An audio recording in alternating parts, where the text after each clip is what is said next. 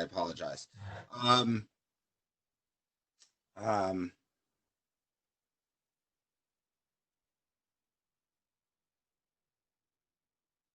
okay. Um, my name is ETL Foreman, and I am a co-founder of Communities Confronting Substance Abuse. A couple of preliminaries. First of all, happy Mother's Day to all of those out there celebrating Mother's Day. Thank you for taking a short part of your day out to join us for this very important program. I'd also like to thank my employer, Duff and Phelps, who provided this fantastically efficient technical platform for us to use today. Any failures on the part of the technology platform are human error, not the platform, but thank you, Duff and Phelps, for that. We're going to go about an hour today. We have two speakers, each roughly 30 minutes. We are going to allow hopefully some time for Q&A in there as well for each of our speakers. You should be able to figure out, there should be a button there around our panel on the side of your screen for Q&A. If you send the Q&A, the questions to the host, I will be happy to work through the questions and make sure that our panelists are given the questions. And if anyone has any issues throughout, please feel free to chat me separately, and we're happy to try and resolve them.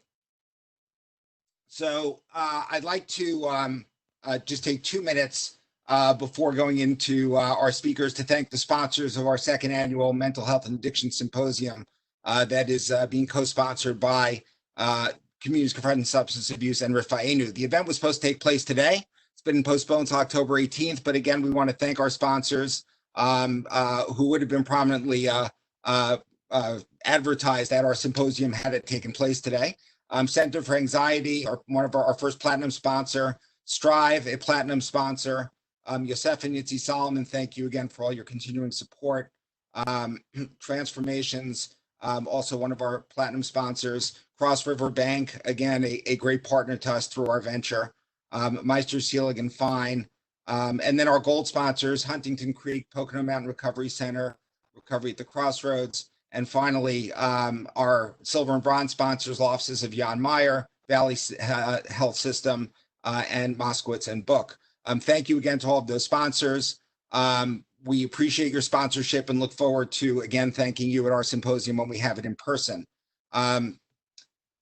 Just a couple of words about your two hosts today. Communities Confronting Substance Abuse is a nonprofit organization founded with the goal of creating stigma-free communities through awareness, education, and programming regarding substance misuse and addiction.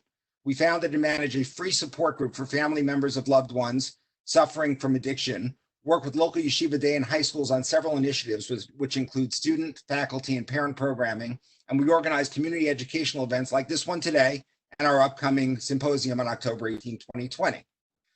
We are currently conducting our support group online, which is an opportunity for people who live outside the Bergen County area to connect with other people who are coping with the same issues, create dialogue, and hopefully find support.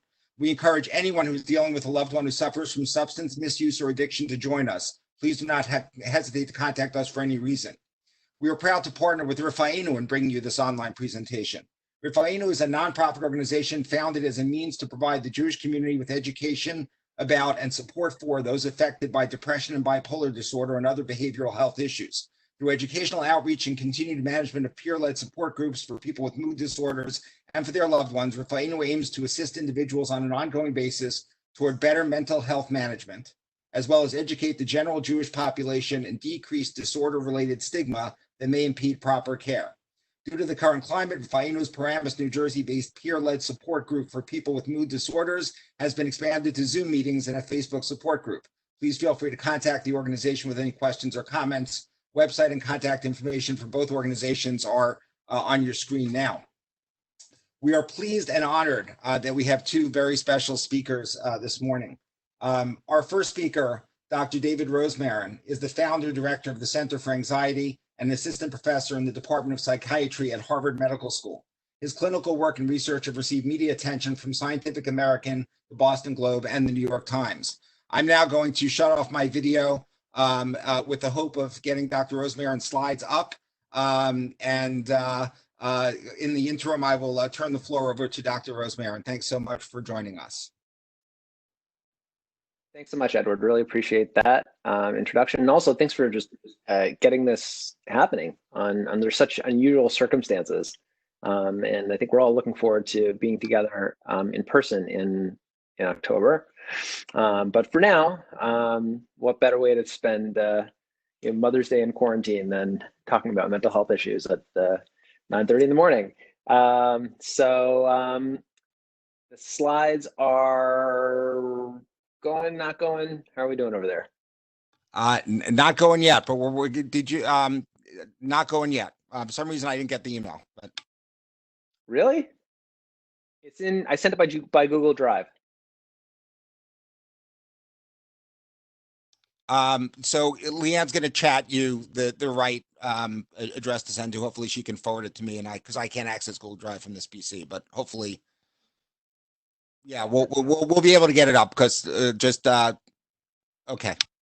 Well, if it weren't a curveball, then it wouldn't be the current era. In fact, that's kind of part of what I'm going to speak about. If you look at, I'm just going to jump right in and just go with it. If you We'll get look it at, going. Keep going. if you look at before COVID, before all this craziness that we're dealing with, American society has struggled very significantly with mental health conditions in general, but anxiety in particular. According to the NIMH, the National Institute of Mental Health, a fifth of adults countrywide before COVID were having an anxiety disorder. Now, who knows? And two-fifths of adults over the lifespan would have an anxiety disorder. Again, this is all before March 18th. And in addition to prevalence, though, we also saw very high levels of severity. In one recent study, just off the top of my head, in 2018, one-fifth of college students were engaging in self-injury, intentional destruction of bodily tissue in order to cope with negative emotions, at least once in the past year. A fifth of college students, and I'm not talking about counseling center students, I'm talking about any college student. So those are high levels. And that was all prior to COVID. Now, God only knows. I mean, it's in a span of only a couple of weeks, we've gone from high levels of anxiety to basically almost everyone being completely unmoored, panic-stricken, obsessed with fear. The ways that people are being impacted by this, and my office in New York has definitely been inundated. I mean, it's been a really interesting ride. People are under genuinely a lot of stress. There's significant economic concerns. Families are sequestered in homes. Graduations, weddings, vacations are all on hold. Concerts and sporting events, right? Those tickets for whatever concert in the summer, all those open air, events are not happening. And the issue of coping is extremely important. So it's not entirely surprising that we're struggling. But if you look at it from a historical perspective, it's important to recognize that we are having an extreme emotional response to this, to what's happening right now, and that's not the way it used to be. Full disclosure, I was not alive during the Cuban Missile Crisis, 1962, October. And it was a showdown between the United Soviet Union and the United States that literally brought the world to the brink of nuclear war. And historians, I believe, pretty much agree that the world almost blew up in 1962 because of the Cuban Missile Crisis. Now, I wasn't around, but my understanding of it is that the Soviets basically built and occupied these tens of sites in Cuba, a couple miles off the coast of Florida, with nuclear devices, with nuclear launch capabilities. And American life barely changed. Parents continued to go to work. Kids went to school, albeit, they had gas masks and they were told to duck and cover under their desks. But basically, there wasn't a discernible impact on the financial markets, aside from, the biggest damage was U.S.-Cuban relations. And to be clear, I don't think we should be taking this current crisis any less seriously than we are from a behavioral perspective. I've been inside for 5-6 weeks, however long it's been, just like all of you, hopefully. My family, we're very carefully self-isolating. The stressors are real. I'm not saying that there isn't anything to be concerned about, But at the same time, we have to stop and focus and for a minute and wonder, why are we so incredibly anxious? And why has our response been so extreme? So there are a lot of different coping skills that people can use in order to deal with all sorts of negative situations, and COVID's no different. Some of them we are doing, others we are not as a society. And I think it's unfortunate that the ones that we are using are mildly to maybe moderately effective, and the ones we aren't using tend to be the most powerful. But because of a bunch of societal reasons and factors, we tend to shy away from those more powerful, those more helpful coping strategies. I'll try to explain what I mean. In terms of coping strategies, there are a number of ones. The first that comes to mind as a clinical psychologist, which I am, is cognitive strategies. And those are ways of just keeping your thinking in check. Cognitive strategies involve helping us to recognize when we're catastrophizing. Catastrophizing is when our negative thoughts are just getting out of hand and they're going down a roller coaster. So, for example, when we're thinking the worst, it's important to check the facts and to recognize that the majority of people today will not get COVID. Among those who do get infected, most will not require hospital level care. If people do require hospital level care, there are options in many cases. And in fact, a recent CDC report found that 78% of COVID-19 patients had at least one underlying health condition, which most of us know at this point. And yes, there are scary facts and figures and news flashes on the New York Times about children now being affected, but we have to be very careful from a cognitive perspective. We're talking about 10, 15, 20. We're talking about very small numbers here in a large population, and we don't really know what's going on. So we do have to keep our thinking in check, and this is the kind of message which can help, and it's the kind of thing that's being emphasized a lot by the CDC, by other national bodies. Another one is behaviors. Now, behaviors are even more powerful. The three top ones are going to be sleep, diet, and exercise. Of those three, sleep is definitely king.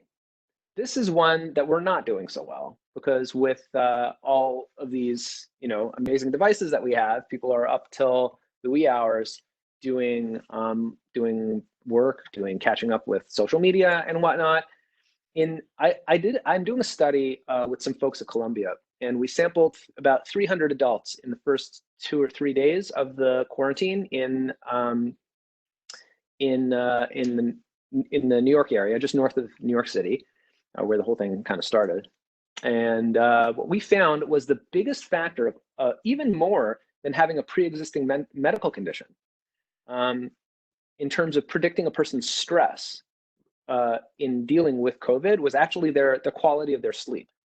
Their ability to get to sleep on time, waking up in the morning, having regular sleep patterns.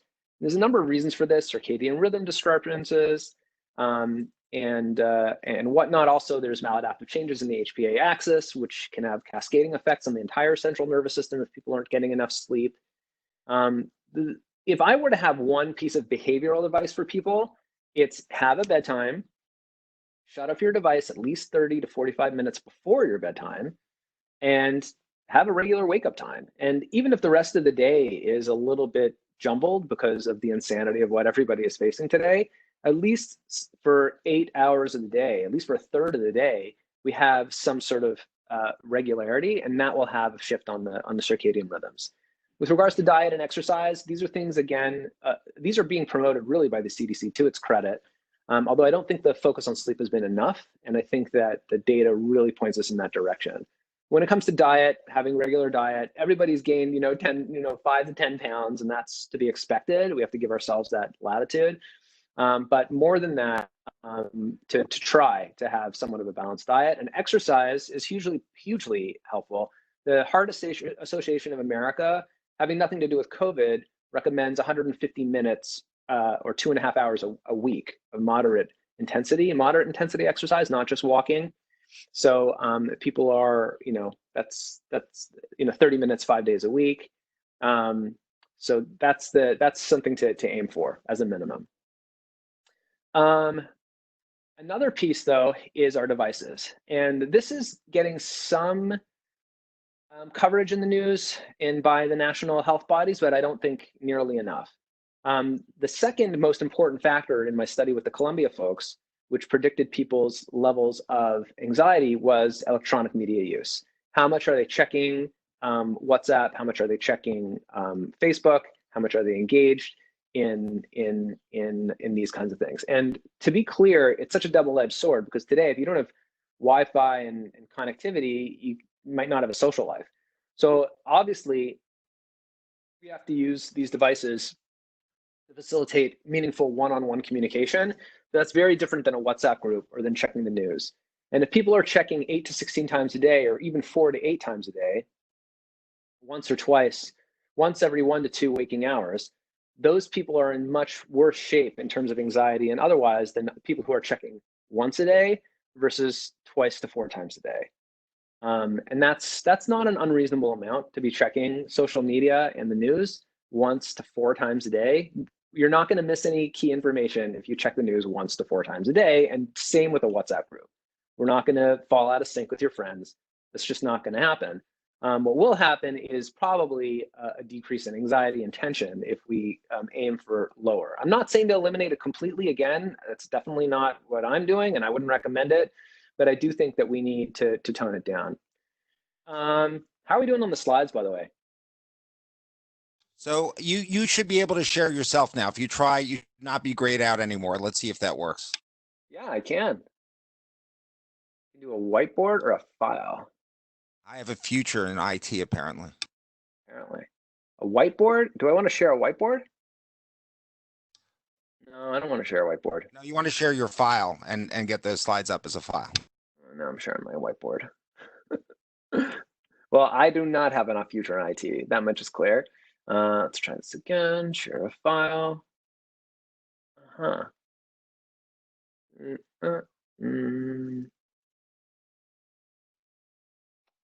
Presentations. Refa'enu. Bam.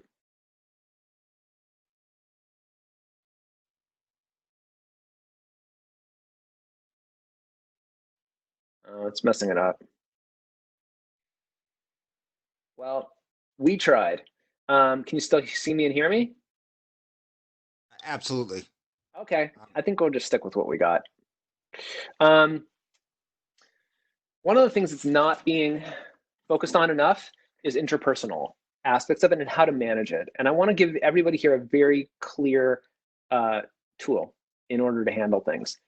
Interpersonal coping strategies are really underrated. Some of the data suggests that female participants in particular in long-term relationships, if they're undergoing an fMRI, basically a video of blood flow in the brain, while they're receiving painful shocks, okay? This has been done experimentally.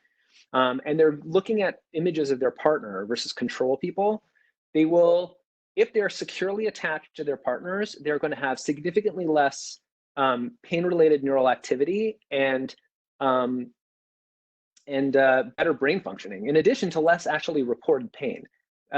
Human relationships are extremely powerful in terms of mediating our stress responses, our emotional responses in general, and even immunofunctioning. So I do wonder even about the potential health implications of having close relationships. If I have one piece of advice in the interpersonal realm, it's beyond just romance and close relationships. It's to allow people in our circles, people who are in our close circles, people in our families, to see if we are struggling and to communicate to them that we need them. Often people take sort of like a stiff upper lip approach, or like, I don't need you, or I'm just going to do this on my own. And that doesn't create closeness. The reality is if we are in close relationships with people, we are vulnerable. We need them. That's the nature of a relationship, is that you give up part of who you are in the relationship. It's an interdependence, not an independence, and not a dependence either, but an interdependence where part of what I'm experiencing is dependent on you. I'm in a relationship with my kids, with my family, with my wife. And here I am, giving a talk from my office. I'm dependent on them right now, not to, come in and barge in and make a noise. And I can tell them that, like, hey, I'm stressed out, I'm giving a talk, I'm struggling with my PowerPoint, and I really need this to be the case. Can you please help me? As opposed to coming at it with either anger or with pulling away. Those are usually the way that people handle things under stress. So the words "I need you" are the most important in any close relationship. I need you. I need this from you. Can you please help me? And showing that vulnerability and being brave enough to recognize it is a key strategy. And this is something we're not fully doing, and certainly not doing enough. I think the best strategies, even more than the intrapersonal strategies, and even more than key intrapersonal strategies, such as sleep and media use, I think that they come from the world of spirituality. And this is one of the reasons why I think our society is struggling more than we did in previous years in other national crises, is because our sense of spirituality in our society has definitely decreased. And I'm not speaking about this as a rabbi, because that's Rabbi Horowitz's job. Let him, that's what he's here to say. I think, I don't even know, maybe not. But I'm speaking as a clinical scientist. Looking at spirituality and religion as tremendous resources for people to cope under stress. Spirituality can engender very adaptive coping strategies in many novel ways. And just to give you some data, today, in 2007, not too long ago, 78% of the population was Christian. That fell to 70% by 2014. By contrast, in the early 1960s, it was 95%. So this is the first international crisis that we're facing anyway in the United States, where less than 2/3 of the population has a religious affiliation. It's the first time in history. And I do wonder whether that is having some sort of effect on the maladaptive coping that we're experiencing. Today, 26% of US adults are atheists or agnostics or nothing. In 1963, during the Cuban Missile Crisis, it was 2%, 13 times as much today. And again, the American Psychiatric Association, the CDC have done a great job promoting certain forms of coping. Spirituality has been almost missed. There is a group within the SAMHSA, the Substance Abuse Mental Health Services Administration, which is promoting, and I think they're doing really wonderful work, but it's really few and far between. In terms of spirituality, there's so many things. There's gratitude, which is a spiritual emotion, being thankful, being appreciative, being readiness to return the kindness of others. It's considered a spiritual emotion because it's valued by religious systems. Also, if we're grateful for things like breathing, it's not an interpersonal thing. It's who are you grateful to? It begs that question. There are very salutary effects of gratitude on human emotion, and there's a lot to be grateful for today, like running water, or access to communication, or more time for sleep, even if we're not taking it, much more time with loved ones, heroic hospital workers, grocery stores, which are delivering to our door in many cases. And I think that we need to be, to practice this. One practical strategy is once per day, counting our blessings. It can be a 1-minute strategy, literally 60 seconds per day of counting our blessings. And it can be done if people are praying anyway in religious communities. It can be done in the context of that. It can be done at a table when people are eating. It can be done before bedtime. It doesn't really matter. What matters is that we take a couple minutes, even 1 minute every day, just to practice gratitude. Another one, maybe even more, is what we call meaning making in psychology, which is to start asking the question of why. What's interesting about meaning making is that Viktor Frankl spoke about this. Viktor Frankl was an Austrian Jewish neurologist, psychiatrist, and a Holocaust survivor. He founded something called logotherapy. And he observed that individuals survived or perished in the Holocaust to some degree, dependent on whether they found meaning and purpose in their suffering. He observed that empirically in the camps. He spoke specifically about the ability to exercise control and to have free will, that people can choose to exercise free will. In other words, we are not at the mercy of circumstances when it comes to our emotions, when it comes to how we feel. Conversely, when we don't have a sense of choice, when we feel that we're really stuck, we often tend to decline. So one key thing here is to think about um, higher order questions like, why are we here on planet Earth? And what are we intending to do? And what is our core meaning? And what is our core purpose? We can contemplate that even though it's a really stressful time. And we might be limited in accomplishing as much of that as we would have before the crisis because, well, we can't leave our homes as much as we used to. But it's a rare opportunity to sit and to think and to contemplate, what do we love to do? What are we here to do? I do encourage people to only ask these questions if they potentially have an answer. What we don't want is people asking these kinds of questions and getting really stuck and nihilistic and like there is no purpose and like I have no purpose and I'm so if people have a propensity towards depression, I would want them discussing this with somebody else who's going to help them get unstuck, because this is a powerful process. So it's either used for good or for negative. But nevertheless, this is the kind of, I believe, spiritual strategy that could have an enormous effect, an enormous effect. Another one is acceptance, which we're speaking about a little bit more these days, but I don't think enough. Radical acceptance. The concept is fairly simple. Basically, it's about accepting life on life's terms, not on our own, and not our own terms, not resisting what we cannot change. We can't change this circumstance. So the question is, do we fight against that reality? Or do we accept that reality and then do we move on from there? Radical acceptance, it tends to be a challenge for us steeped in the Western society, because where our culture is so obsessed with control. We have predictions for things, like everything, like AccuWeather, which will tell you the minute that it's going to start raining, or these days snowing. Craziness. We also have tremendous need for trying to avoid pain, and we're very allergic to intense emotions these days. So we tend not to do well when it comes to acceptance. Maybe that's one of the messages of COVID, that we're not in control, and it's time to recognize that. I think acceptance of the fact that we're not in control can be contemplated and built every day. Just taking a moment and letting it reverberate that we are not in control of the situation, and learning to come to that not from a place of reluctance, but from a place of acceptance. Facing and not avoiding the realities of COVID, not trying to fight it. Another one, and a related one, is embracing uncertainty as opposed to being intolerant of it. Psychological science has taught us that embracing uncertainty is enormous for protecting against anxiety. The reality is that we don't know what's going to happen next. We can't control what's going to happen next. And can we lean into that, or are we going to fight against it? When we lean into it and embrace it, there are new opportunities that appear, such as in medical research.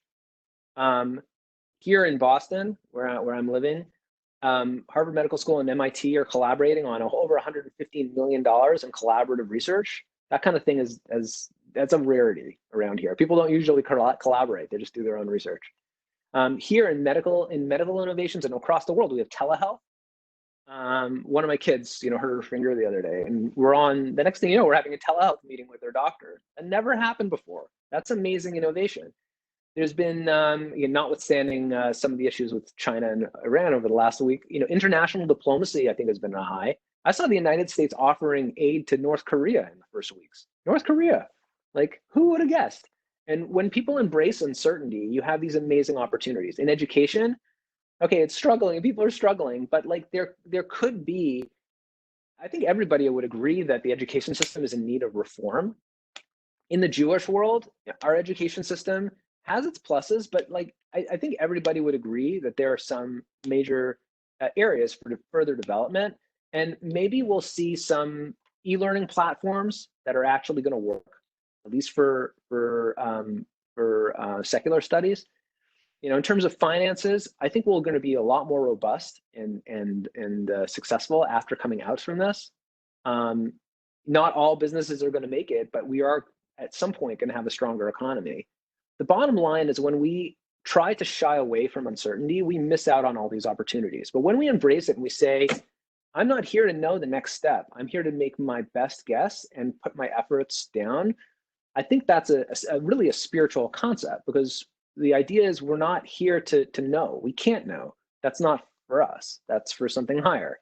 And the minute that we accept that and decide to move on, that's a tremendous resource. To draw this to a close, even through the use of all these strategies, whether it's cognitive or behavioral or interpersonal or spiritual or otherwise, many people still need additional help. And I think one of the things that is happening today, and hopefully will happen even more, is that people who are struggling are reaching out. My office at the Center for Anxiety, we're offering free 30-minute phone calls, free 30-minute consultations with anybody who calls the office. And the number is 646-837-5557. And we've been helping, we are getting a steady stream of calls, which I think is great, because it means that people are reaching out for help and saying, hey, I'm really feeling stuck around this. What can we do? So, to those ends, I think that programs like this are just really helpful and impactful. And if only that they help us to accept that there is only so much that we can do. There is so much that we have to deal with and tolerate going forward. But the more important thing is when we do it together and we recognize that people are struggling, and that's okay. We're so much better poised to be able to do so. Thank you. Dr. Rosmarin, so I will take your words to heart and try to practice radical acceptance around the fact that we cannot control technology the way that we'd like to. And apologize when we're able to get the slides working. We have one question that's come in that I'm hoping you can address. The question is, I noticed that those who tend to become angry easily or who are mistrustful about the government, the world, etc., are experiencing an escalation of these feelings. It seems difficult for them to redirect these worrisome thoughts. Do you have any reaction to that? Yeah. So this is exactly an example that fits into what I was saying before. You can take all the cognitive approaches in the world and even a couple of the behavioral ones, and something like anger, you're not going to really have a lot of success with. The interpersonal one of, hey, I'm having a really hard time, I need your help to calm down, that will take some of the air out of the balloon in the house. Like if there's somebody who has a propensity to anger, and let's say their loved ones say to them, hey, I noticed that you're struggling recently. When you're struggling, please come to me for help, as opposed to just showing anger. I think that sets up a dynamic a lot better within the home, when people are showing their vulnerability to other people's anger, and also encouraging somebody with anger to open up and express their vulnerability and their need to other people around them. So yeah, I agree that folks who are struggling with those kinds of things they need more help than we're providing. Thank you so much for that. And again, people who have questions going forward for either Dr. Rosmarin or Rabbi Horowitz when he starts to speak, please feel free to send them through the Q&A panel, and we'll try and get as many addressed as we have time for. Dr. Rosmarin, thank you so much for your words. Incredibly inspirational and practical. So we appreciate that. Our next speaker, and Rabbi Horowitz, I'm going to unmute you now so that we're ready to go. Rabbi Yaakov Horowitz is the founder and dean of Yeshiva Darchei Noam in Monsey, New York, and the founder director of Project Yes, Youth Enrichment Services. He's recognized throughout the Jewish community as an authority on raising children in these troubled times. His bold and insightful presentations, workshops, CDs, and articles have helped to mold a generation of parents and educators. Rabbi Horowitz, thank you so much for being with us this morning, and the floor is yours. It's a pleasure to be here. Thank you very much. Thank you, Leanne, for inviting me to participate and for your amazing work. Dr. Rosemary, thank you very much for your presentation. I really did learn a lot from listening to you. And full disclosure, I was alive during the Cuban Missile Crisis. The talk is really it's listed as addiction, mental health, and I think that what I'd like to offer as a takeaway is in the area of of people who are vulnerable and what our takeaway message should be for ourselves, for our families, and for our community. You know, COVID has leveled the playing field very, very much because we're all vulnerable right now. And ironically, I really found it fascinating that some of the people that I've been working with, that I've been encouraging and asking to go for help, thankfully most of them do, but among those who have not been yet comfortable going forward and reaching out for help, some of them actually are more comfortable now because they sort of feel there's no embarrassment. I've been saying this, I've been pitching this to them and say, look, everybody's reaching out for help. The only difference is that the people who were vulnerable before are much more vulnerable now. And I think that's a really important takeaway. You know, I got a phone call from one of my students, one of my old Talmidim. I started teaching almost 40 years ago. My first group, I taught 8th grade. I was in my low 20s. The kids were 13 years old. My first group of students are turning 50 now. And one of my 40-something students called me last week out of the cold. Ari Brand, I hope you don't mind if I said it. He called me up and he said, you know, Rebbe, I just called to see how you're doing. And I like, you know, did I miss a memo? He said, no, Rebbe, I was thinking about you and I know you're listening. You know, you must be helping so many people now and you must be under great stress. I just wanted to call to see how you're doing. And I don't get those calls often. I got to tell you, it felt wonderful. I'm not embarrassed to say that it felt good. And I think our takeaway of this entire experience, there are takeaways in terms of our family.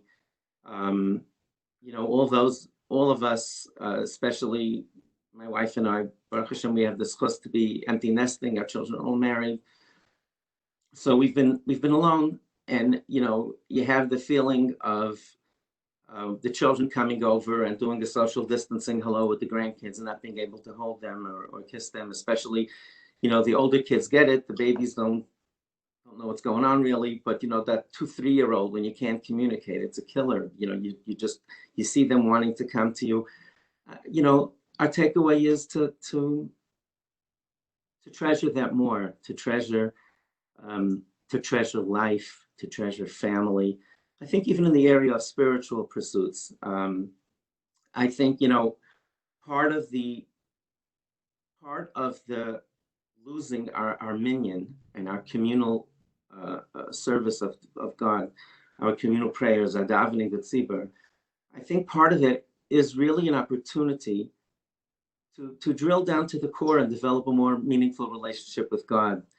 You know, one of the things I've been working very hard to try to get every single person in the community to follow the social distancing and you know, not attend shul when the boards of health suggest that we shouldn't be going.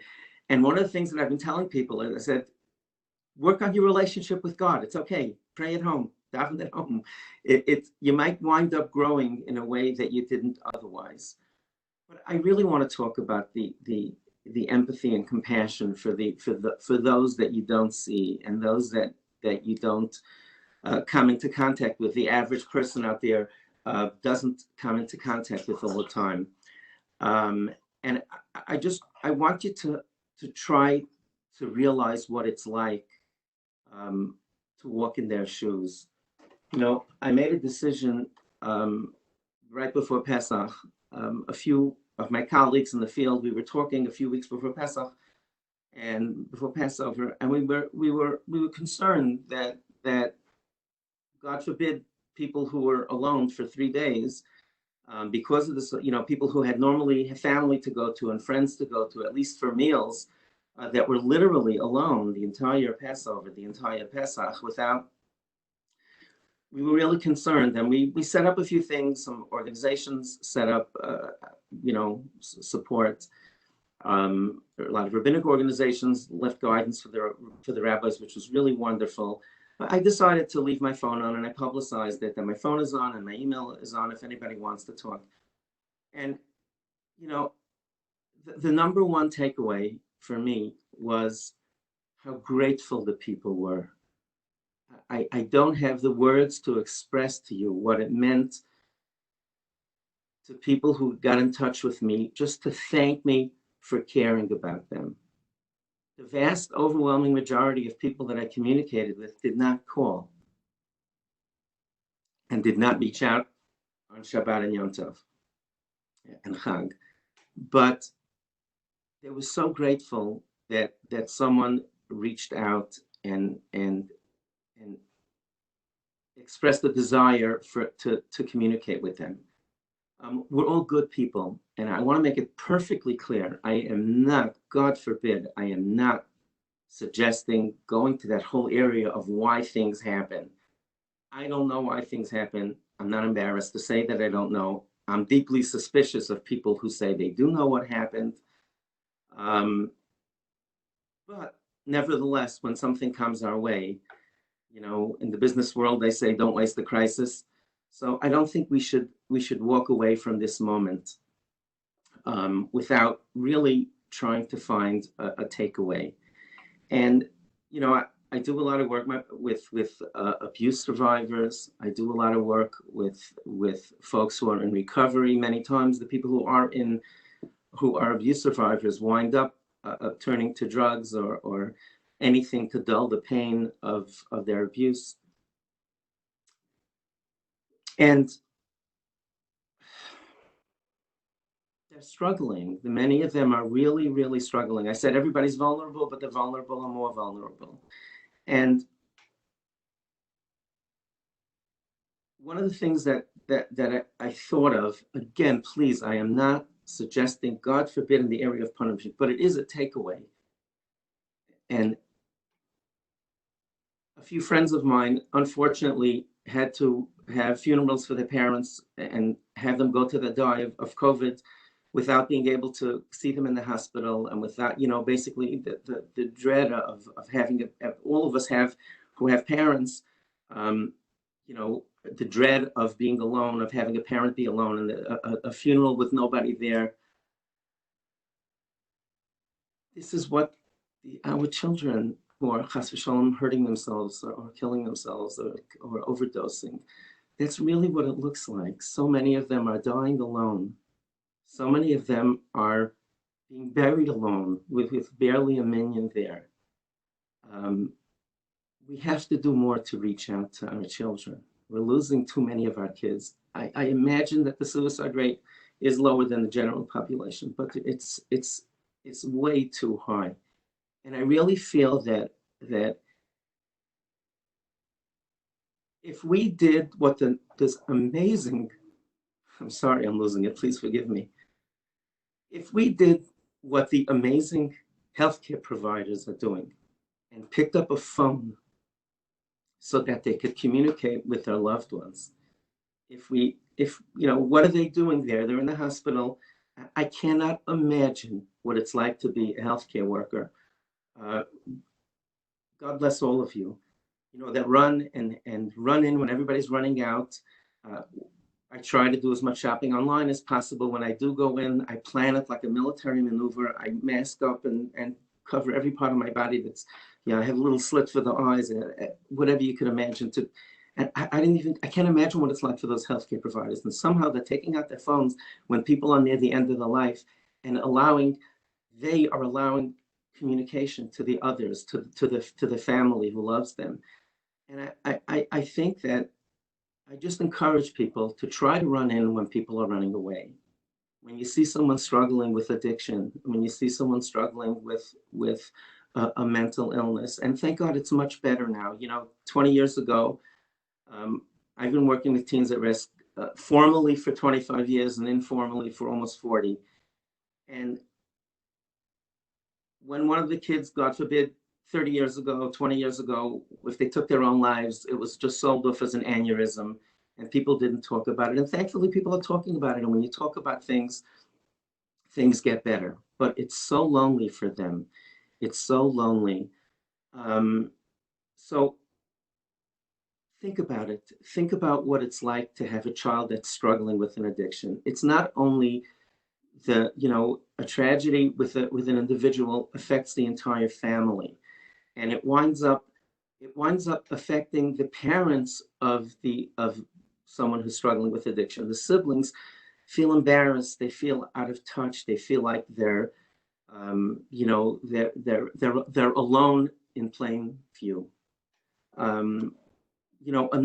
Another area, and I'm not comparing it to an illness or addiction, but over the past 2 years, 2 years ago, I was at a panel discussion. It was at New Year's Eve. A wonderful organization in Queens did a charity of a fundraiser, and three of us were on a panel, and we were asked a number of questions. And one of the people, I'm a straight shooter. I answer people in a public setting like this, like I would say in private. And they asked the panel what the, without compromising on Jewish law and halacha, what should we do with the growing group of LGBTQ children and adults and their families? Like, what should be done? So I said, but I feel that I have not, I haven't figured out the theological components of it. I don't profess to understand it. I do believe in God and I do keep halacha, but I don't understand this. But I said there are children that are struggling, and I'm terrified that the suicide rate among these kids are so high. That's all I said. I didn't say, I didn't go to the entire halacha piece. That night, my social media and my communications were exploding. And I got at least between 50 and 100 LGBTQ, either young men and women or their parents, got in touch with me asking for help. And I honestly had not done that work in that much in that space. My amazing wife and I, we invited 10 LGBTQ young men and women to our home for lunch, just to listen to them, to try to find out a little bit more about their lives so we could help them and help their families.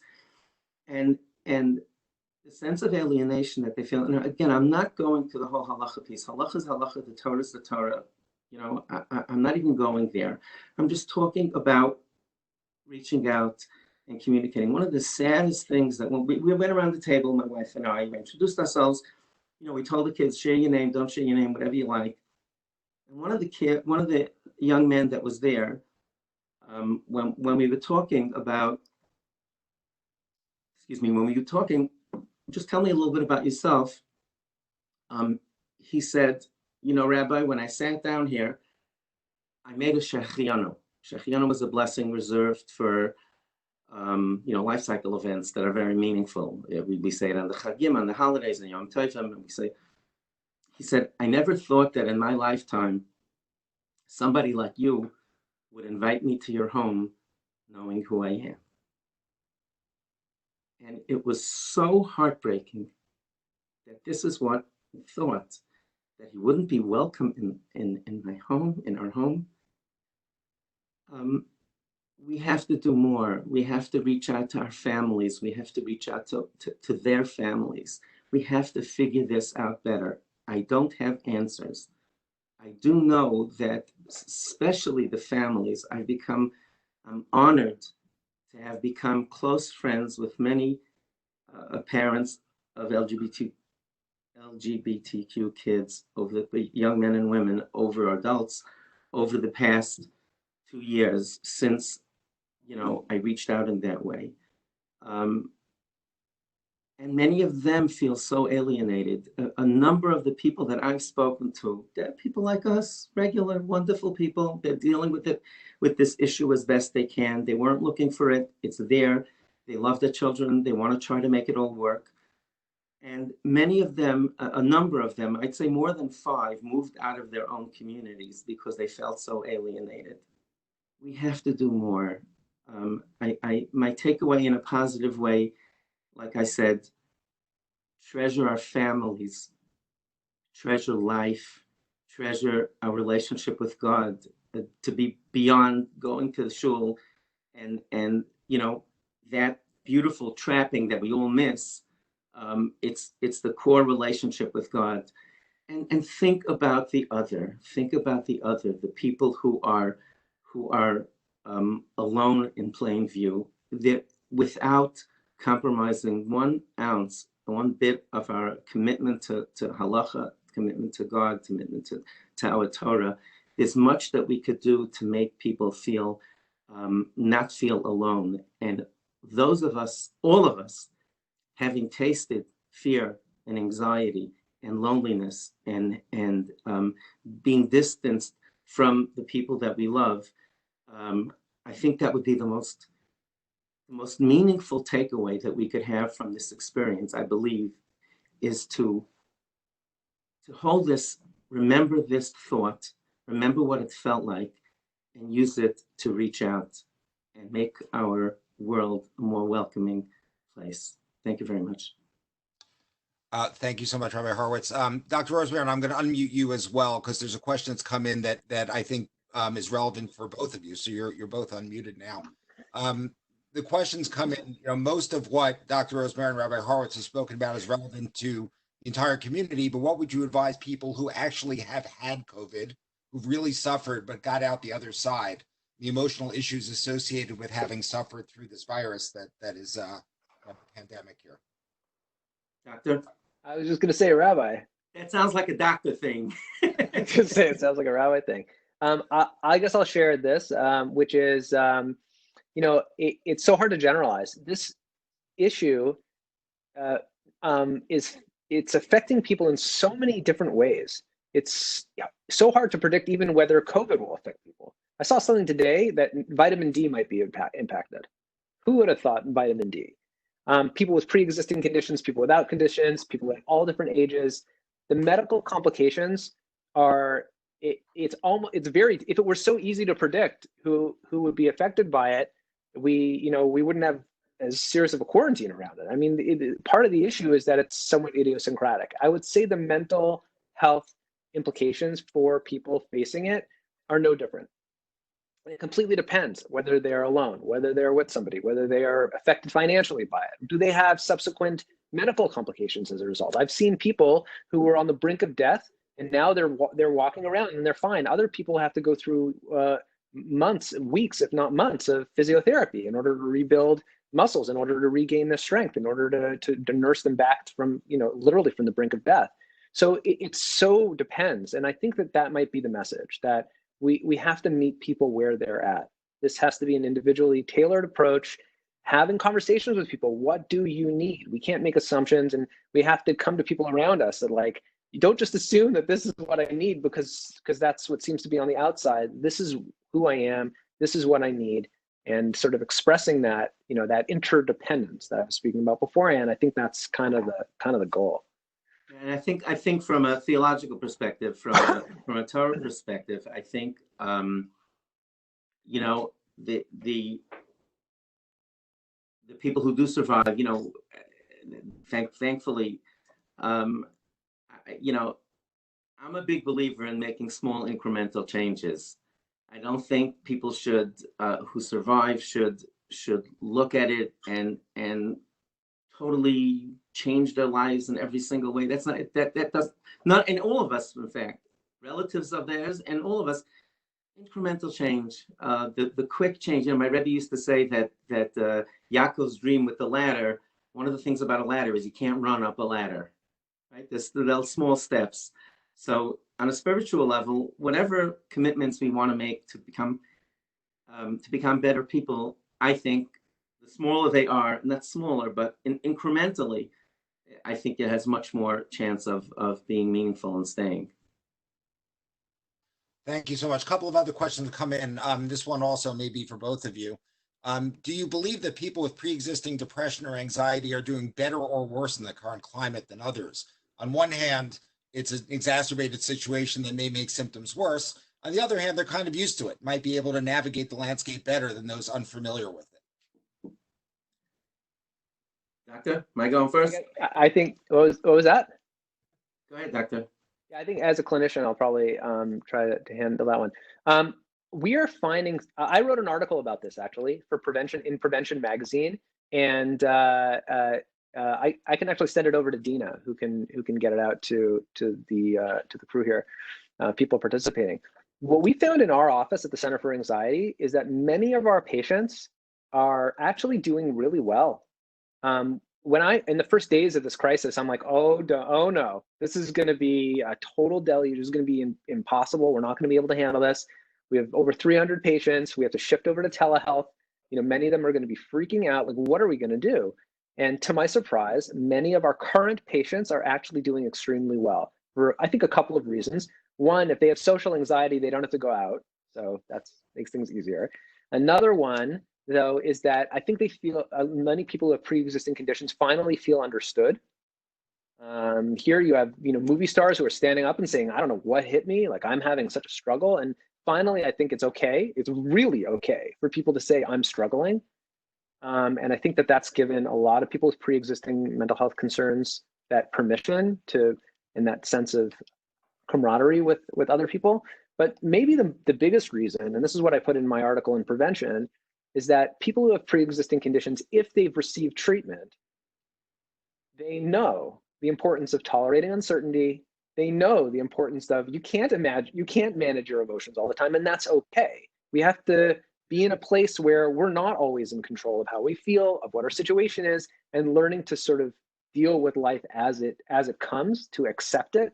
And if people have spent hours in therapy working on that and coming to a place of it, they're actually better positioned now than people who have never had it before, and now all of a sudden are thrust into it. And I think that might be what we're seeing. A lot of people calling us up, our office, in fact, have never had an issue before.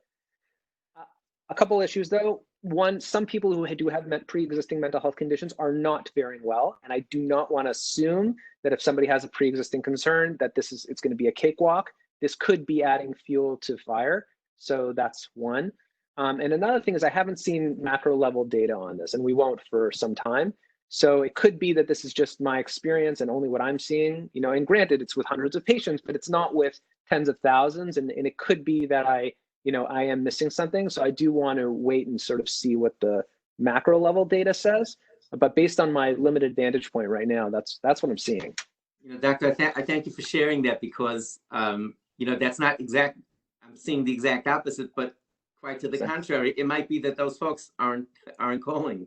So I do appreciate it. I mentioned earlier that the ones who aren't doing well are doing worse now. So that's only for my limited window. So thank you, Doctor, for sharing that. I appreciate it. That's right. It's hard to know. Okay, well, next, a couple more questions, then we'll wrap this up. What is the best way to help a family member with PTSD who tends to rage over the minutest of things? Frequency and severity of rage has significantly increased during this crisis.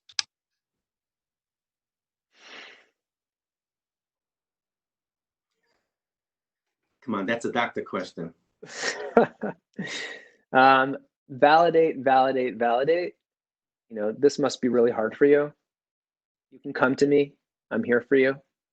If you're struggling, please come to me before it boils over. Usually people with PTSD, they have, the progression is a physiological reactivity, like they feel a little bit jazzed.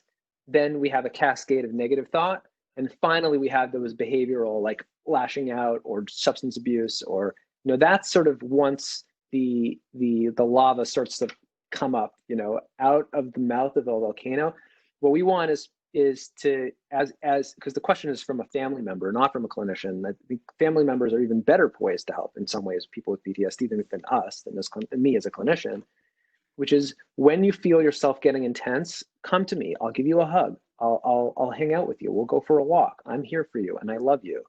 And not in order to pacify, not out of a place of resentment, but out of a place of loving the person in your family. I think that message is probably the way to go. And I'd also like to share, as far as halacha goes, in terms of as it relates to Shabbat and Chagim and overall observance of halacha, of Jewish law, Rav Hershel Schachter Shlita has written and distributed a enormous amount of literature and tshuvot, written, explaining leniencies for people who are struggling, especially now. Where David Kohn-Shlita posted a video. And I actually, if anyone's interested, you can go to my YouTube channel. It's Yaakov Horowitz. I specifically, what the doctor just said now, I posted a video before Yantif, before Pesach. It's called "How Bad Is Too Bad," and meaning that people should exactly. I gave an analogy of taking the temperature. When you would call Hatzalah or an ambulance, you don't call when you have 105. You call when you're starting to get beyond 101 or so. So I encourage people there, and I made at least a half a dozen videos on this subject, encouraging people who may not have had this question before or should have been asking the question to reach out to Rabbanim. If anybody's interested, you can go to my page. It's ryh@thebrightbeginnings.com. That's my email address. I actually have a fantastic rabbi who's a rabbi of a shul and is also an expert in anxiety disorder. He's available full-time. I introduce him to people who email me. So if anybody's interested, if you have a relative who's struggling, or if you were watching this and you yourself are struggling and would like to discuss the halachic, the Jewish law implications of this, I'll be delighted to set you up with somebody who can address your questions, both as a rabbi and with the clinical end. It's ryh@thebrightbeginnings, plural. ryh@thebrightbeginnings.com. I'm also on social media, Yaakov Horowitz on Instagram, Facebook, and Twitter, and LinkedIn. So you can get in touch with me that way too. Thank you. And just if both Dr. Rosemary and Rabbi Horowitz could share all that contact information with us, we will then post it to the websites of the two organizations. Absolutely, so that people can access them, and that'll be up along with the recording of this in the next couple of days. Last question before we let people go to their Mother's Day virtual brunches. This situation, this relates back, I think, Dr. Rosemary, and some of the things you were talking about around radical acceptance and embracing. This situation, the extended isolation and the unknowns that go with it, and the climate of fear that it's created, make the situation, as states start to open up, fraught with anxiety for people, both with people with risk factors and those without. How do we help people, particularly those with risks, feel better about getting back to normal? That's definitely a rabbi question. You go first. I'll do the rabbi thing. It does come down to accepting uncertainty. Like I mentioned beforehand, if you know specific people who have risk factors and they're really struggling, we need to be there for them and provide them with that support and give them permission to struggle. I guess I'll just say this, because we've talked around this point but haven't really nailed it. One of the number one reasons why people don't seek help is because they don't have permission to struggle.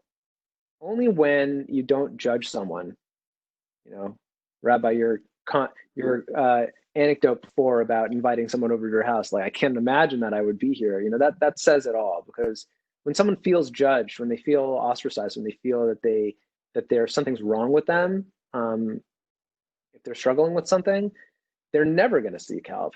So I think that, validating, like I mentioned beforehand, that's your biggest tool. But there probably are rabbinic approaches, which I think would handle this question a lot better. Thank you, Doctor. Thank you. I just want to share with everyone, it might be helpful if you go to my YouTube channel, just look, it's posted in sequential order. Everything that's been on the last 6 weeks has been about this.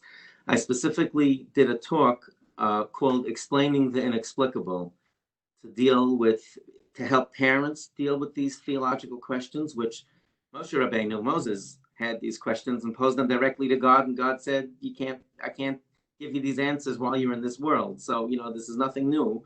And exactly what the doctor said, it's about validating the experiences that they're feeling on an emotional level and on a theological level. Again, it's about an hour long. It's called Explaining the Inexplicable. And, just to close, I mentioned a story there about the Berditchev Rebbe, Rabbi Levi Yitzchak Berditchev, the Hasidic master who was known as the defense attorney of the Jewish people. And someone came into his shul. Someone came into his shul one day when he was there. He went over to the Aron Kodesh, to the Ark. he opened up in front of everybody while everybody was praying, and he started yelling at God in the first person. And the backstory was that he had a cow that had died the night before. He was a poor man. That's all he owned. And he was yelling at God like he would yell in the first person. What's he doing, God? You have to take my cow. You can't pick on some of the rich guys. And the people wanted to carry him out of shul because he was blasphemous. And the Rebbe said, I envy his relationship with God. He talks to God like he would talk to a friend of his. So, that's exactly what the doctor was saying in terms of validation. It's validating that it's okay to ask, why are good people dying? And why is this happening? And what did we do wrong? And how could God do this to people? And these are fair questions. I always say that we're more worried about the ones who don't ask the questions. And I think a takeaway message to parents is to encourage your children to ask you whatever's on their minds, and tell them, even if it's a faith-based question, and even if you're questioning God, it's okay, talk about it. I'm more worried about the ones who don't ask. If you're asking, that means that you have a relationship with God that you're troubled with. And I think it's exactly what the doctor was saying about validation. Great. Well, with that, I really want to thank both of you for what has been an absolutely incredible hour plus. And I can't tell you how much we all appreciate your time and your insights. I'm just putting up the websites again for the two organizations that have sponsored this webinar this morning.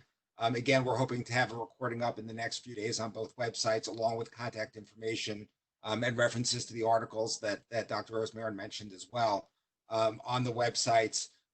Please, in addition to Dr. Rosemarin and Rabbi Horowitz, anybody who needs any help in this time, please feel free to reach out to either organization. We will do our best to help you. I want to apologize again to Dr. Rosemarin about the slides. I promise we did try to test this, but nonetheless, I can attest to that. I can even attest to that. So, Doctor, you modeled resiliency. It happens. Exactly. we worked on our radical acceptance together. Again, to the extent that folks have ideas about other things our organizations can be doing for the community during these uncertain times, I encourage you to reach out and let us know. I hope everyone has a happy Mother's Day, a great day, and enjoys what is, at least in the New York area, shaping up to be a nice day outside. Have a great day, everyone. Again, Dr. Rosemarin, Rabbi Horowitz, thank you so much. Thank you very much. Thank you.